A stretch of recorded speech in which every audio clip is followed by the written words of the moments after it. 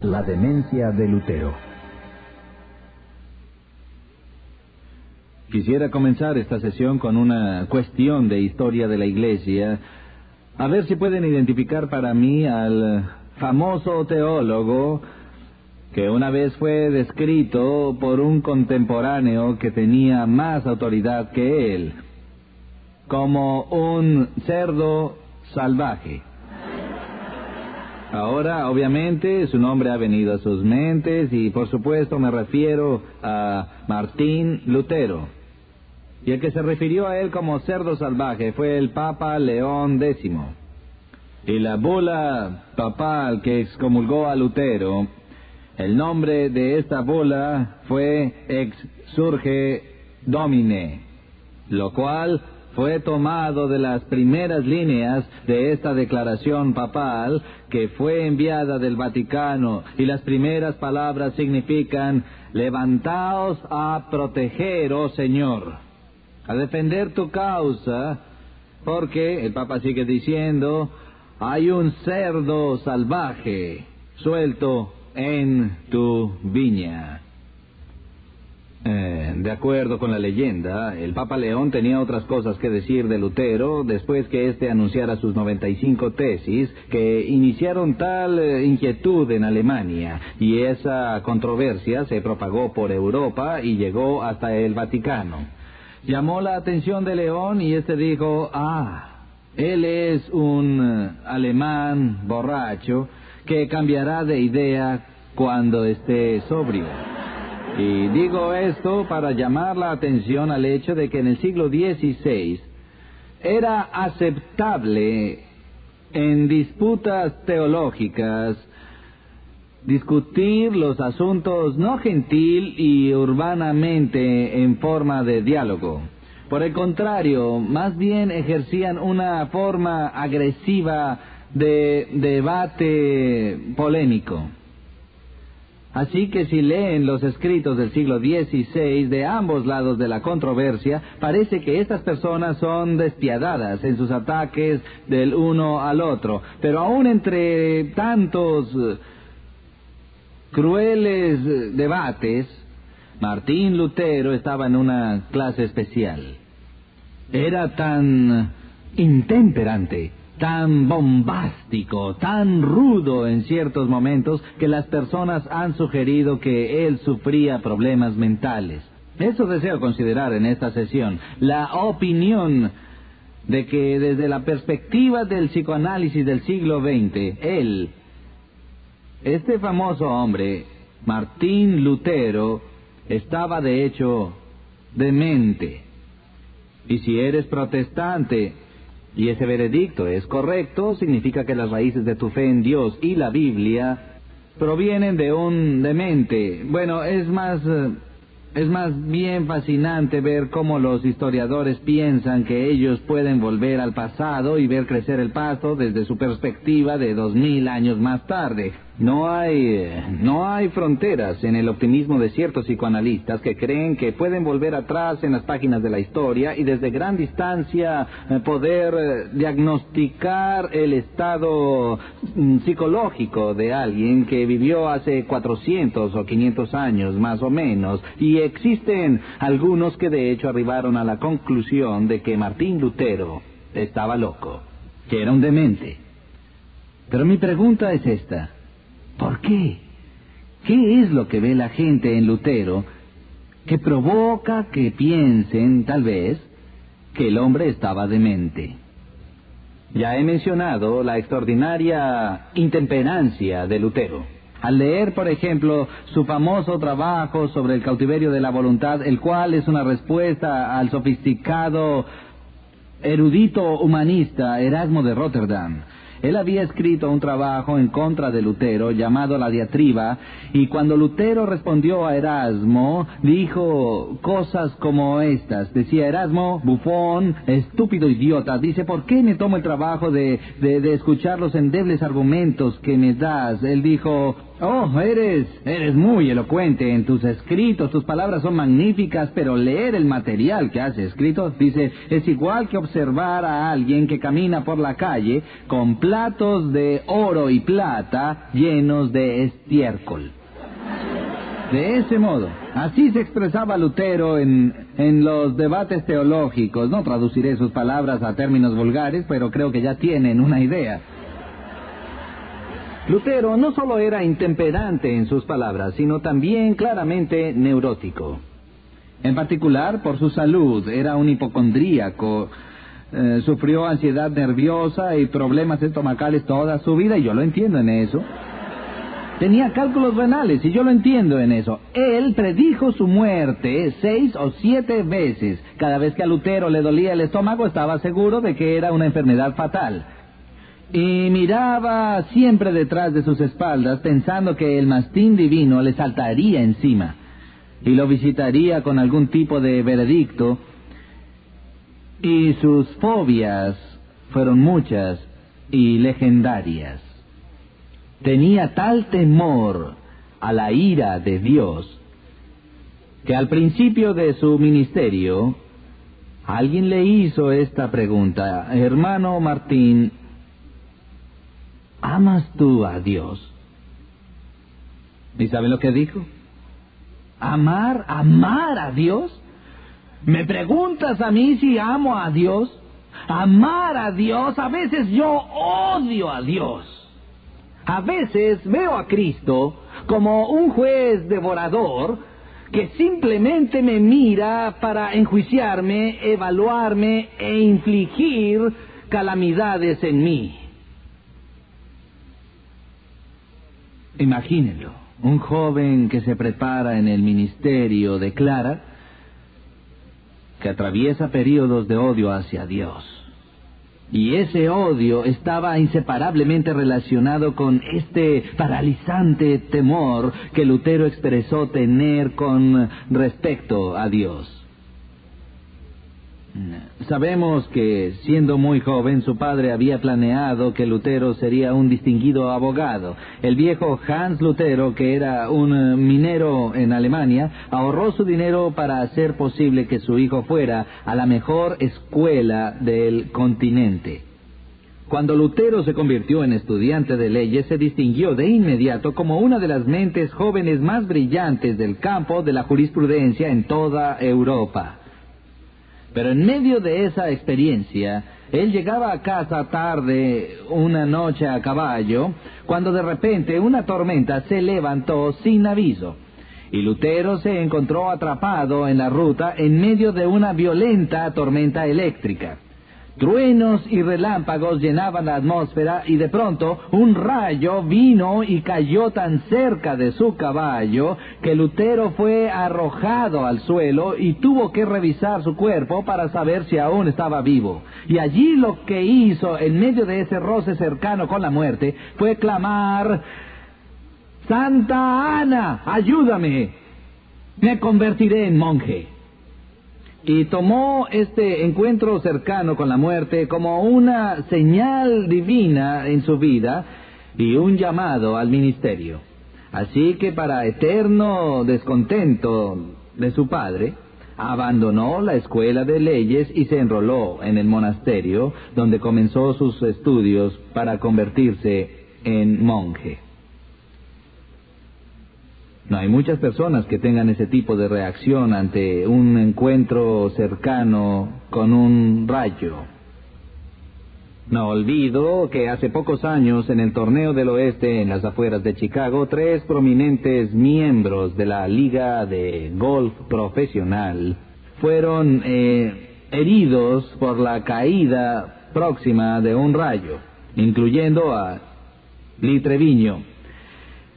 Y sobrevivieron esta difícil experiencia, y al poco tiempo Treviño apareció en un programa televisivo, un programa nocturno, y el anfitrión le preguntó: señor Treviño, ¿qué aprendió usted de esta experiencia en la que casi fue muerto por un rayo? Y Treviño sonrió y dijo: aprendí que cuando el Todopoderoso está por efectuar su tiro, tú te corres de su camino. Y Treviño continuó diciendo, también he aprendido a tomar precauciones en cualquier momento que esté involucrado en una tormenta eléctrica. Y el anfitrión dijo, bueno, ¿y qué es lo que hace? Bueno, ahora si veo relámpagos, de inmediato saco mi palo de golf, camino por el campo y lo elevo hacia el cielo.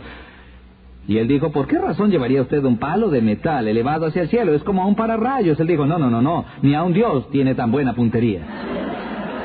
Así, Treviño respondió a su encuentro cercano con la muerte por calcinación con típica jocosidad e impertinencia.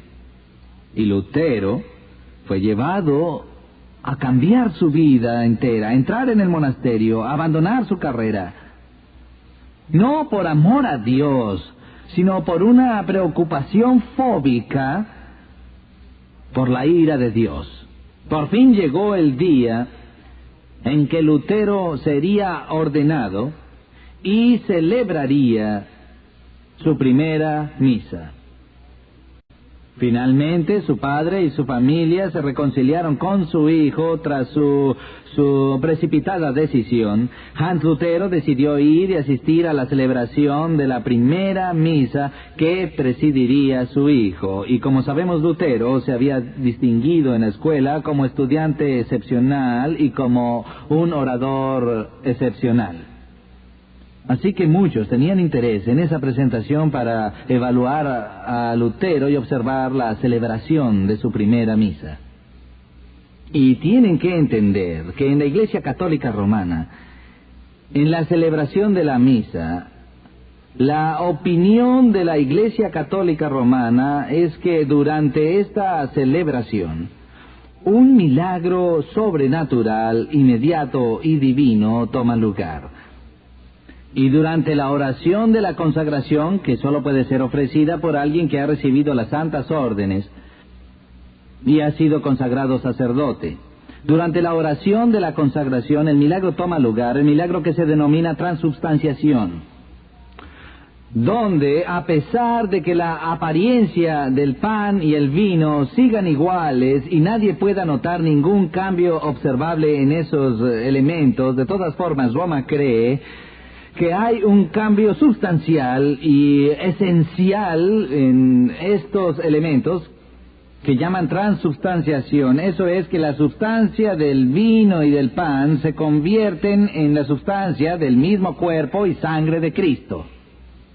Mientras los accidentes, es decir, las cualidades exteriores perceptibles del pan y el vino, se mantienen iguales. Este es el milagro, y Lutero se había preparado mucho, especialmente para este momento en el cual haría la oración sobre los elementos, y el misterio divino tomaría lugar. Así que luego que se completara la consagración, en manos de este hijo de un minero alemán estaría no el pan, no el vino, no los elementos comunes de la tierra, sino nada menos que el santo cuerpo y la sangre de Jesucristo.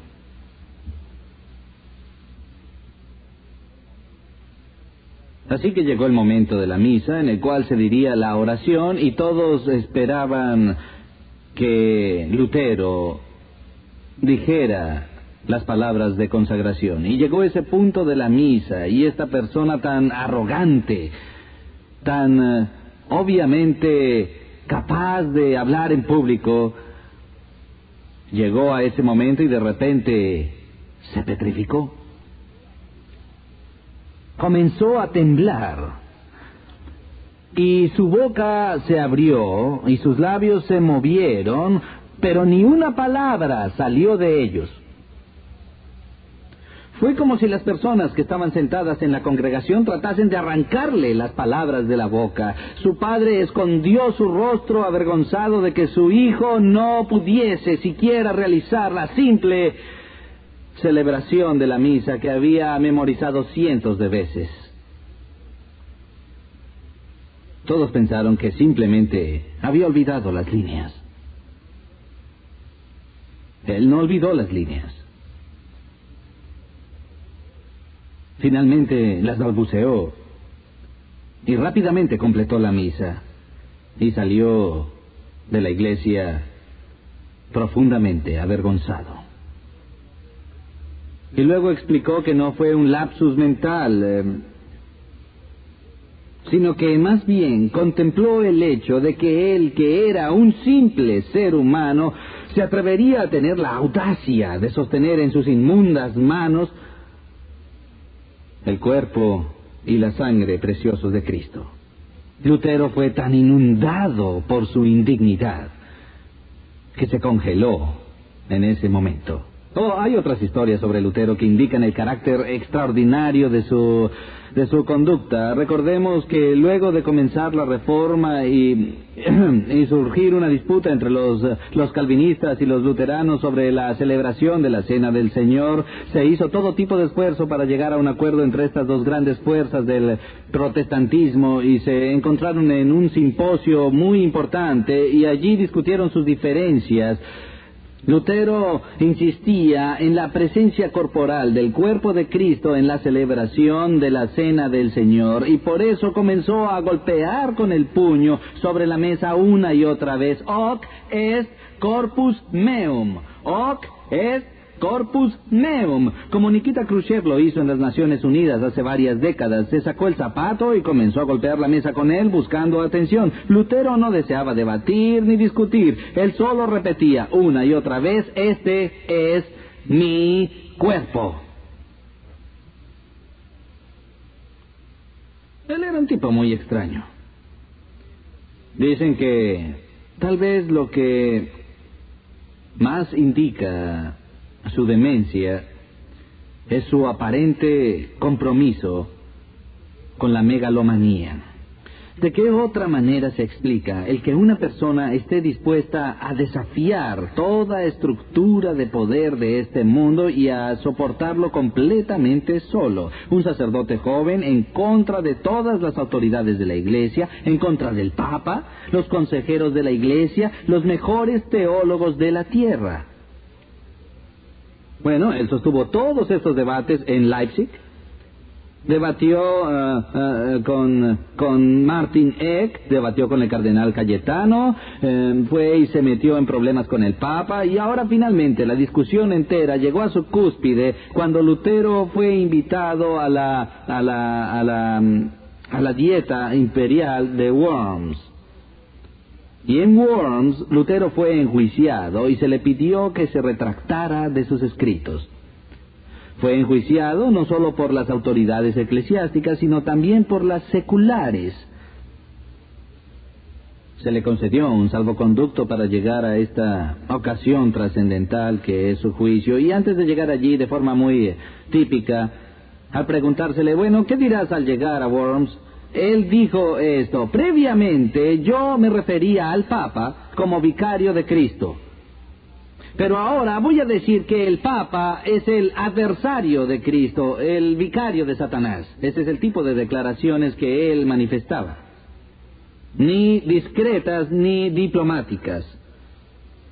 Así que el mundo observaba cuando se preparó el escenario de la Asamblea Imperial en Worms, y Lutero entró en el recinto, y seguramente Hollywood lo representaría así. Lutero entra marchando al recinto del juicio, y solo y de pie es el centro de atención en la galería que contiene a los príncipes de la Iglesia, a los príncipes del Estado, amenazadoramente ubicados en sus asientos. Los inquisidores se paran y leen los cargos mientras apuntan a los libros que están sobre la mesa al lado de Lutero y dicen: Martín Lutero, ¿te retractarás de estos escritos?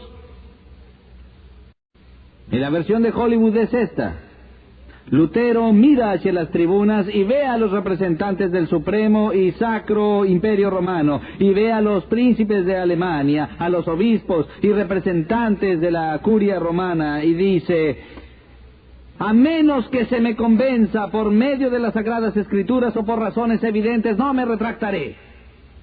Pues mi conciencia está cautiva en la palabra de Dios, y actuar en contra de la conciencia no es correcto ni seguro. Creo lo que creo, Dios me ayude, no puedo hacer otra cosa, y ¡pum!, siguió con la Reforma. No fue así como pasó. En aquel momento de la historia de la Iglesia en que la pregunta se le hizo a Martín Lutero: Martín Lutero, ¿te retractarás? ¿Saben lo que dijo?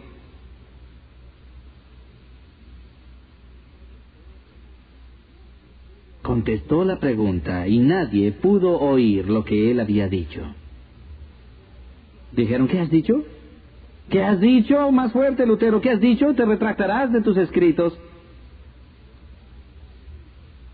Él miró a las autoridades y dijo, me dais 24 horas para repensarlo.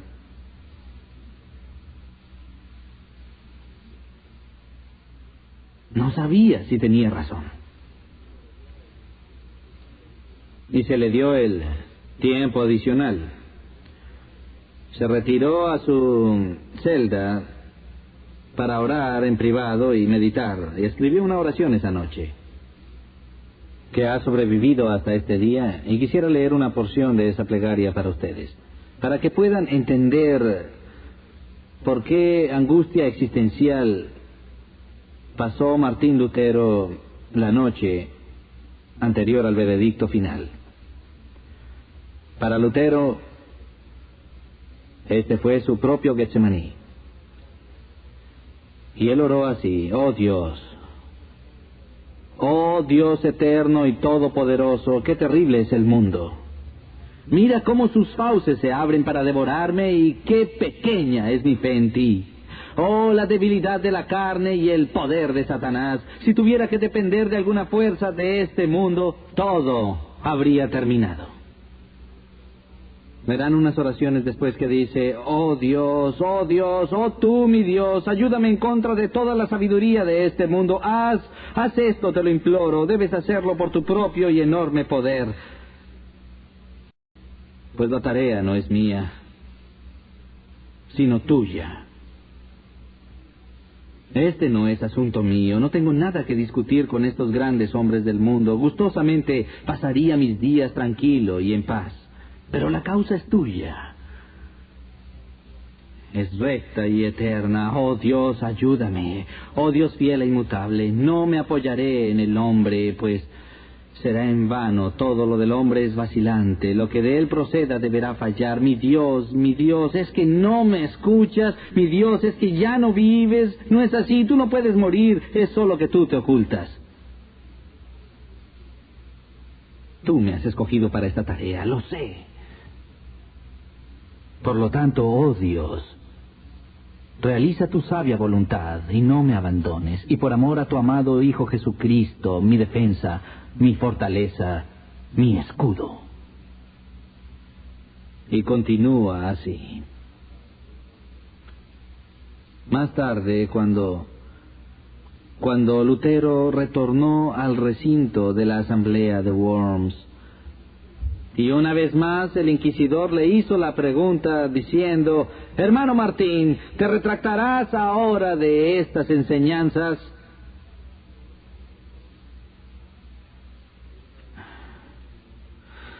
Y otra vez Lutero dudó por un momento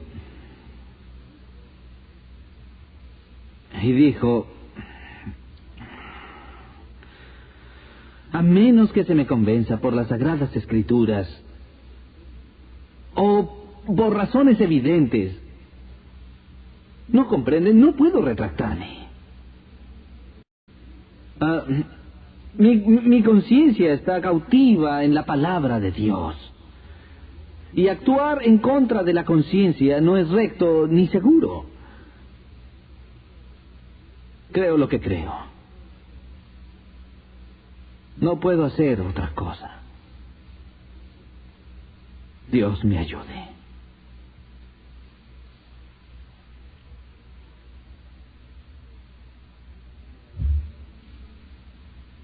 ¿Megalomaníaco?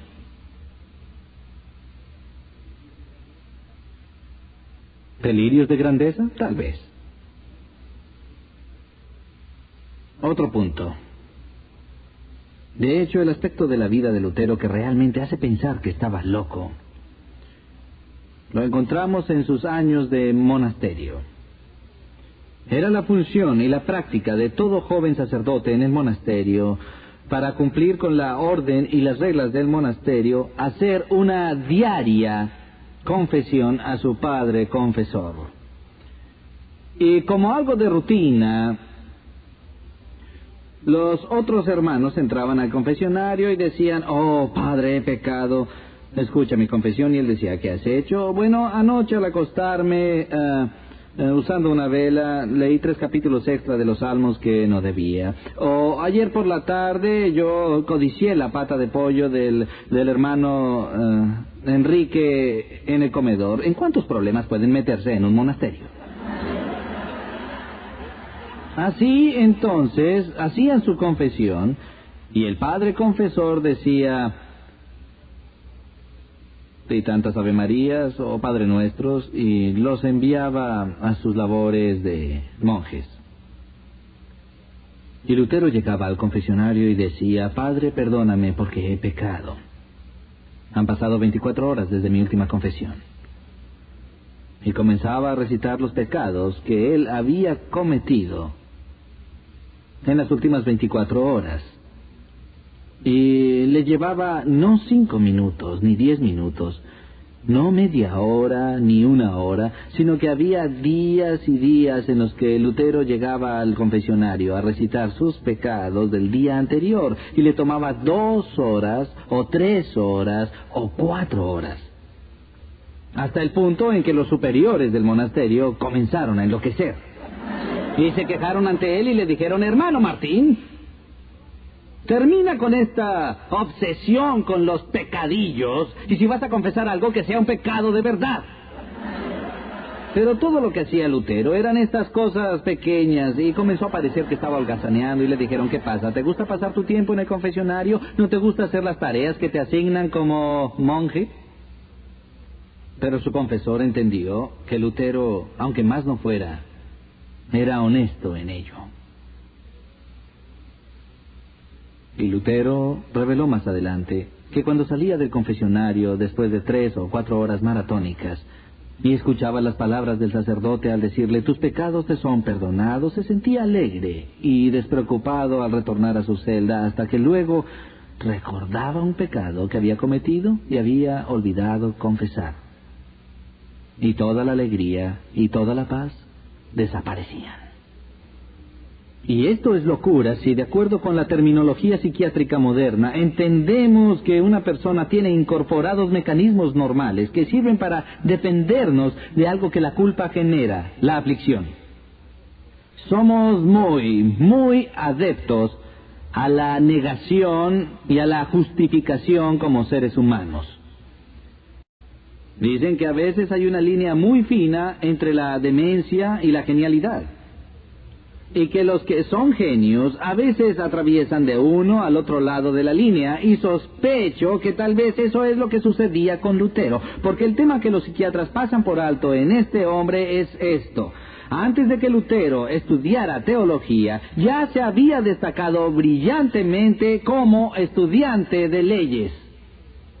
Y tomó esa mente entrenada, legal y perspicaz, y la aplicó a la ley de Dios. Entonces observaba las leyes de Dios y sus exigencias, la totalidad de la exigencia de la perfección, y se analizaba a sí mismo a la luz de la ley sagrada de Dios, y no soportaba los resultados. Se evaluaba de continuo a sí mismo, no por comparación con otros seres humanos, sino observando la pauta del carácter de Dios, la justicia de Dios, y se veía a sí mismo tan indigno en comparación con la rectitud de Dios, que luego de un tiempo comenzó a odiar toda idea de la justicia de Dios. Y más tarde, una noche, cuando preparaba su sermón como doctor en teología para enseñar a sus estudiantes en la Universidad de Wittenberg las doctrinas y las enseñanzas del apóstol Pablo en el libro a los Romanos, mientras leía el primer capítulo y leía los comentarios y leía un pasaje que San Agustín había escrito siglos más tarde, llegó a Romanos 1 y leyó estas palabras: pues la justicia de Dios es revelada por fe. Y el justo vivirá por la fe. Y repentinamente entró en su mente el concepto de que lo que este pasaje de Romanos enseñaba era otro ángulo de la justicia de Dios, no la justicia por la cual Dios es en sí mismo justo, sino que describía la justicia de Dios que Él provee para ti y para mí, con misericordia y libertad, para quien quiera poner su fe en Cristo. Cualquiera que ponga su fe en Cristo recibe la protección y el manto de la justicia de Cristo. Y Lutero dijo, irrumpió en mi mente y por primera vez tomé conciencia de que mi justificación, que mi puesto ante Dios no se establece sobre la base de mi propia rectitud desnuda, que siempre será insuficiente ante las exigencias de Dios, sino que descansa solamente y completamente sobre la justicia de Jesucristo, que debo sostener por confianza y fe. Y dijo, cuando entendí eso por primera vez en mi vida, entendí los evangelios y miré y observé que las puertas del paraíso se habían abierto y las atravesé. Y es como si Lutero dijera al mundo en ese momento, a papas, a consejeros, a asambleas y a reyes: los justos vivirán por la fe, la justificación es solo por la fe, si Dios es santo y yo no lo soy. Es el artículo sobre el cual la Iglesia continuará de pie o caerá, y no lo negociaré con nadie. Pues es el Evangelio. ¿Es eso insano? Damas y caballeros, si eso es insano, oraré porque Dios envíe un ejército de personas dementes como esta a este mundo, y así el Evangelio no sea eclipsado, y entendamos que en presencia de un Dios sagrado, la única forma en que nosotros seremos justificados es por el hecho de que Dios en su santidad, sin negociar su santidad, nos ha ofrecido la santidad de su Hijo como manto de nuestros pecados, para que todo aquel que en Él cree no se pierda, mas tenga vida eterna.